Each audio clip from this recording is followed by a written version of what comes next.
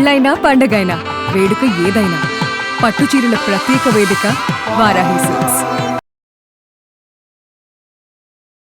నమస్కారం అమ్మ. నమస్తే తల్లి. అమ్మ, రాముడు ధర్మానికి ప్రతీక అని అంటారు. మరి ఎవరో చెప్పిన మాట విని సీతమ్మనే అగ్ని పరీక్ష చేయించడం, అడవులు పాలు చేయడం ఎంతవరకు కరెక్ట్ అమ్మా? 2 ప్రశ్నలు అడిగారు మీరు ఇందులో. ఒకటి కాదు, ఒకటి అగ్ని పరీక్ష వేరు, అడవులకు పంపడం వేరు. 2 వేరు వేరు. రాముడు ఎవరో మాట విని అగ్ని పరీక్ష చెయ్యలేదురా సీతాదేవిని. రావణ వధ తర్వాత సీతాదేవిని సభకి తీసుకురమ్మంటే ఆవిడ నేను ఎట్లా ఉన్నానో అట్లాగే వస్తాను అంది. అంటే అప్పుడు వచ్చినటువంటి వాళ్ళు ఏం చెప్పారంటే, ప్రస్తుతం లంకాధిపతి విభీషణుడు మీకు అభ్యంగన స్నానం చేయించి చక్కగా అలంకరించి సర్వాభరణ భూషితురాలుగా తీసుకురమ్మన్నారు అని. ఇన్నాళ్ళు ఈవిడేం చేయలేదు కదా అవి. సరే మాట కాదనడానికి వెళ్ళాక వచ్చింది. వచ్చినప్పుడు రాముడు అంటాడు సీతతో, నువ్విప్పుడు స్వేచ్ఛాజీవివి, నీకు ఇష్టం వచ్చిన చోట ఉండొచ్చు. ఇక్కడ విభీషణుడు ఉన్నాడు రాజుగా, కపిరాజ్యం ఉంది, అక్కడ సుగ్రీవుడు ఉన్నాడు, ఇదిగో నా పక్కన లక్ష్మణుడు ఉన్నాడు, నీ ఇష్టం అని చెప్తాడు. సీతకి పిచ్చి కోపం వచ్చింది. రాదా మరి? ఆయన అన్న అర్థం వేరు, ఈవిడ తీసుకున్న అర్థం వేరు. అంటే ఎవరన్నా ఉండడం అంటే ఇక్కడ చాలామంది దురర్థం తీసుకున్నారమ్మా. వాళ్ళని వివాహం చేసుకుని వాళ్ళకి భారీగా ఉండమనే అర్థం తీసుకున్నారు. కానీ అట్లా ఎందుకు అర్థం తీసుకుంటారు? భర్త లేకపోతే, దగ్గర లేకపోతే ఏం చేస్తున్నాడమ్మా స్త్రీ? కొడుకు దగ్గరో, సోదరుడి దగ్గరో, మరిది దగ్గరో, బావగారి దగ్గరో, మామగారి దగ్గరో ఎక్కడొక్కడ ఉన్నంత మాత్రాన ఆవిడేమన్నా వాళ్ళకి భార్యగా ఉన్నట్టేనా? కానీ ఆ అర్థం ఎందుకు వస్తుందంటే, రాక్షసుల నీతది, కోతుల నీతది. వాలి సుగ్రీవుడి భార్యను తన భార్య చేసుకున్నాడు కదా. మరి అలాంటి వాళ్ళ దగ్గర అటువంటి అర్థం వచ్చే అవకాశం ఉంది. అందుకని సీత ఏమంటుంది, ఏమిటి ఒక నీచుడు ఒక పామర స్త్రీతో మాట్లాడినట్టు మాట్లాడావంది. ఎంత తక్కువే ఉందమ్మా సీత. ఒక నీచుడు పామర స్త్రీతో మాట్లాడినట్టు మాట్లాడావంది. ఏమోలే, నేత్రరోగికి దీపంలాగా నా కంటికి ఇబ్బంది కలిగిస్తున్నావన్నాడు. రోగం ఎవరిది? ఆయనది. నేత్రరోగిది కానీ దీపాంది కదా. నువ్వు దీపశిఖలాగా పవిత్రురాలివే, కానీ నాకు ప్రజాభిప్రాయం అనేటటువంటి ఒక కంటి రోగం ఉంది, అందువల్ల అట్లా ఇబ్బంది కలిగిస్తున్నావు అన్నాడు. లక్ష్మణ చితి తీసుకురా, చితి పేర్చంది. రాముడు అగ్నిలో ప్రవేశించమనలా, లక్ష్మణ చితి పేర్చమంది. లక్ష్మణుడు చితి పేర్చాడు. మరి రాముడు ఎందుకు ఊరుకున్నాడు? అప్పుడన్నా ఆపచ్చు కదా, చచ్చిపోకు అని. అగ్నిలో దూకద్దని అనాలి కదా, అనలా. ఎందుకు అనలేదంటే అగ్నిదేవుడు సీతను ఏం చెయ్యడు అని నమ్మకం రాముడికి. ఎలా కలిగింది ఆ నమ్మకం? హనుమంతుడి తోకకి నిప్పు పెడితే సీతాదేవి అగ్నిదేవుడిని ప్రార్థించి సీతోభవ హనుమత, సీతోభవ హనుమత, సీతోభవ హనుమత అంది. కొన్ని ఒట్లు కూడా పెట్టింది.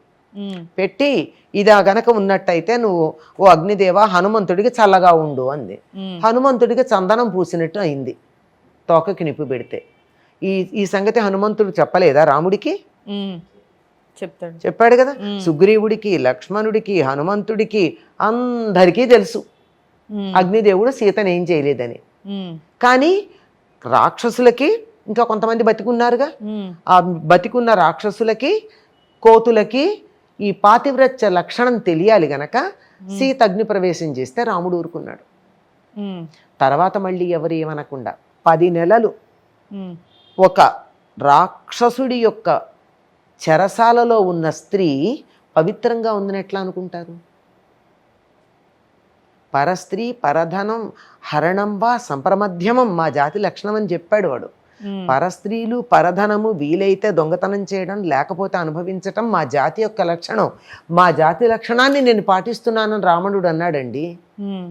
మరి మానవులు మానవ జాతి లక్షణం పాటించద్దా? రావణుడు ఆదర్శం అనుకున్నవాడు ఇది లెక్క పెట్టుకోవాలి. వాడు రాక్షస జాతి లక్షణాన్ని పాటిస్తే మనం మానవ జాతి లక్షణాన్ని పాటించాలి కదా. మనం రాక్షసుళ్ళు అయితే ఎట్లా? అట్లాంటి చోట ఉన్నదానికి పవిత్రత ఉండదు అని ప్రజలు ఎక్కడ అనుకుంటారో, రేపొద్దున సింహాసనం మీద కూర్చోవలసినటువంటి ఆవిడ కూర్చోడానికి అధికారం లేకుండా పోతే కష్టం కదా. అందుకని సింహాసనం మీద కూర్చునే వాళ్ళకు కొన్ని లక్షణాలు ఉంటాయి. వ్యక్తిగతమైన ఇష్టానిష్టాలు ఉండడానికి వీల్లేదు. వ్యక్తిగతమైన ఇష్టానిష్టాలు ఉంటే పాలన ఎట్లా ఉంటుందో చూస్తే లేకపోతే ఎట్లా ఉంటుందో మనకు ప్రత్యక్షంగా చూస్తున్నాం, ఎవరూ చెప్పక్కర్లా. కనుక అటువంటి వాటిని అన్ని పక్కన పెడితే తప్ప రాముడు సింహాసనం మీద కూర్చోవడానికి అధికారం ఉండదు, సీతా సింహాసనం ఎక్కడానికి అధికారం లేకుండా ఉంటుంది. కనుక అగ్ని పునీత అయ్యింది సీత, అక్కడ అందుకు ఊరుకున్నాడు. అగ్నిలో ప్రవేశించమని రాముడు చెప్పలేదు చెప్పలేదు చెప్పలేదు, గుర్తుపెట్టుకోవాలి. అయ్యాక రాజ్యానికి వచ్చారు. ఎన్నో వేల సంవత్సరాలు ఆనందంగా ఉన్నారు. అన్నేళ్ల తర్వాత సీతాదేవి గర్భవతి అయింది. గర్భవతి అయితే రోజు రాత్రిపూట గూఢచారులతో సమావేశం అవుతాడు రాముడు. ప్రజలు ఏమనుకుంటున్నారని అభిప్రాయాలు తెలుసుకోవడానికి. అందరూ ఓ ఆవు ఆవు అని చెప్పారు, అందరూ రాముడి గురించి బాగా అనుకుంటున్నారని. ఒకటి మొహంలో ఏదో కొద్దిగా తేడా కనపడింది. నువ్వు చెప్పు, నువ్వేదో నా దగ్గర చెప్పట్లే అని. రాముడిని చూస్తే అట్లాంటి వాళ్ళు నిజం చెప్పాలి తప్ప అబద్ధం చెప్పలేరు. కనుక వాడి మొహం చూసి నువ్వేదో చెప్పాలనుకుని చెప్పలేకపోతున్నావు అన్నాడు. వాడి పేరు భద్రుడు. అంటే వాడేం మాట్లాడు, అది సీత గురించి నా గురించి అయినా సరే నువ్వు చెప్పాలి, రాజుగా ఆజ్ఞాపిస్తున్నాను అన్నాడు. రాజాజ్ఞను ఎవరు కాదనడానికి వీల్లేదుగా. అప్పుడు అతను చెప్తాడు, ప్రజలు మీ గురించి చాలా బాగా అనుకుంటున్నారు, మంచివాడు, బాగా పరిపాలన చేస్తున్నాడు అన్నీ అన్నారు, కానీ సీత విషయంలో బలహీనుడు అనుకుంటున్నారు అని. వాడు వెళ్ళిపోయాడు. ఆ రాత్రికి రాత్రి లక్ష్మణుని పిలిచాడు. తెల్లవారంగానే సీతాదేవిని వాల్మీకి ఆశ్రమం దగ్గర వదిలిరమ్మన్నాడు. ఎందుకు అంటే రాజుకి గనక ఒక బలహీనత ఉన్నట్టయితే శత్రువులకు అది బలం. మనం చూస్తూ ఉంటాం కదండి, ఎవరంటే కొంచెం ఇష్టం ఉంటే వాళ్ళని కిడ్నాప్ చేసి వీళ్ళని లోబరుచుకుంటారు. రేపొద్దున రాముణ్ణి రామరాజ్యాన్ని లోబరుచుకోవాలంటే ఎవరు ఆయుధం? సీతాదేవి అవుతుంది. శత్రువులకు ఆవిడ ఆయుధం అవుతుంది. అందువల్ల నాకు అట్లాంటివి ఏం లేదు, ప్రజారక్షణ, ప్రజాభిప్రాయాన్ని గౌరవించటమే నా లక్ష్యం అని తెలియచెప్పాలి అంటే ఏం చెయ్యాలి? సీతని అతడు దగ్గర ఉంచుకోకూడదు, అందుకని పంపించమన్నాడు. సరే, సీతాదేవి అంతకుముందే ఋష్యాశ్రమాలకు వెళ్ళాలనుకుంది. ఆ వంకన తీసుకెళ్ళి ఎక్కడ వదలమన్నాడు? వాల్మీకి ఆశ్రమం దగ్గర వదిలిపెట్టిరమన్నాడు. అక్కడికి వెళ్ళాక లక్ష్మణుడు చెప్తాడు. చెబితే సీత ముందర మూర్ఛపోతుంది. తర్వాత మేలుకునంటుంది, అక్కడ గంగ ఉంది, ఇక్కడ నేనున్నా, ఎప్పుడేమవుతుందో తెలియదంది. కానీ నేనేమవను, ఎందుకంటే రాముడికి వారసులు ఉండరు అంది. అంటే సీతకి రాముడి మీద ఎంత నమ్మకం అండి? ఇప్పుడు ఈవిడ గర్భవతి అంటే ఇంకా సంతానం కలిగే వయసులో ఉన్నాడు కదా, పెళ్లి చేసుకుని పిల్లల్ని కనొచ్చు కదా. రాముడు మళ్ళీ పెళ్లి చేసుకోవడానికి సీతకి ఎంత నమ్మకం అంటే శరీరాలు వేరైనా ఒకళ్ళ హృదయం ఒకళ్ళకి తెలుసు. అప్పుడు అంటుంది, నాకు చెప్తే రాజధర్మంలో నాకు కూడా భాగస్వామ్యం ఉంది కదా, ఈ మాట అనదు. అందుకే నాకు చెప్పి పంపించవచ్చు కదా అంటుంది. ఎందుకని తనకి చెప్పమంటుంది? రాజుగా ప్రజల యొక్క మంచి చెడులు ధర్మంలో వాళ్ళు ప్రవర్తించే విషయంలో రాజుగా రాముడికి ఎంత బాధ్యత ఉందో తనకు కూడా అంత బాధ్యత ఉందిగా. అవును. అందువల్ల ప్రజలు ఇట్లా అనుకుంటున్నారంటే మేము విడిగా కూడా ఉండగలమని చెప్పి సీత స్వయంగా వచ్చేదిగా, నాకు చెప్పకుండా పంపించాడు అని బాధపడింది సీత. రాముడు ఎందుకు చెప్పకుండా పంపించాడండి? సీత ముఖం చూస్తే పంపించలేడు, నిజంగానే బలహీనుడు సీత విషయంలో రాముడు, అంచేత చెప్పల. మరి ఎక్కడ వదిలి రమ్మన్నాడు? వాల్మీకి ఆశ్రమం దగ్గర. వాల్మీకి ఎవరు? దశరథుడికి మిత్రుడు.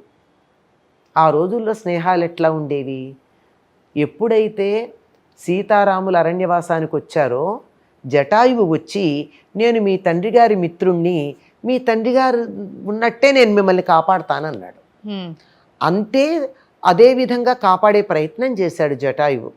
సఫలీకృతుడు కాలేకపోయాడు వృద్ధాప్యం వల్ల. తన తండ్రికి చేసినట్టుగా అంత్యక్రియలు చేశాడు రాముడు. స్నేహాలు అట్లా ఉండాలి కదా. మరి వాల్మీకి మిత్రుడు అంటే అటువంటి మిత్రుడే. దశరథుడు తన మనసు ఎప్పుడన్నా బాగుండకపోతే వాల్మీకి ఆశ్రమానికి వచ్చి కాస్త విశ్రాంతి తీసుకెళ్లేవట. అంటే స్నేహితుడి దగ్గర ఉంటే మనసు బాగవుతుంది కదా. అక్కడ వదిలిపెడితే వాల్మీకి ఎంత బాగా చూసుకుంటాడు సీతాదేవిని అంటే దశరథుడు చూసుకున్నంత ముద్దుగా చూసుకుంటాడు. అందుకని వాల్మీకి ఆశ్రమం దగ్గర వదిలిపెట్టరమన్నాడు. అంటే సీత క్షేమాన్ని గురించి రాముడు ఎంత ఆలోచించాడు? ప్రజలు ధర్మ మార్గంలో ప్రవర్తించటం గురించి ఎంత ఆలోచించాడో సీత ఎక్కడ క్షేమంగా ఉంటుందో కూడా ఆలోచించి పంపించాడు. అదండి వాళ్ళ దాంపత్యం. తనని అరణ్యవాసానికి తనని అడవిలో వదిలిపెట్టి రమ్మన్నా ఇంకా ఆవిడికి పాపం వాల్మీకి ఆశ్రమం ఇట్లాంటివి చెప్పలా. వదిలిపెట్టినా ఏమన్నది, రాముడికి వారసులు ఉండదన్నది.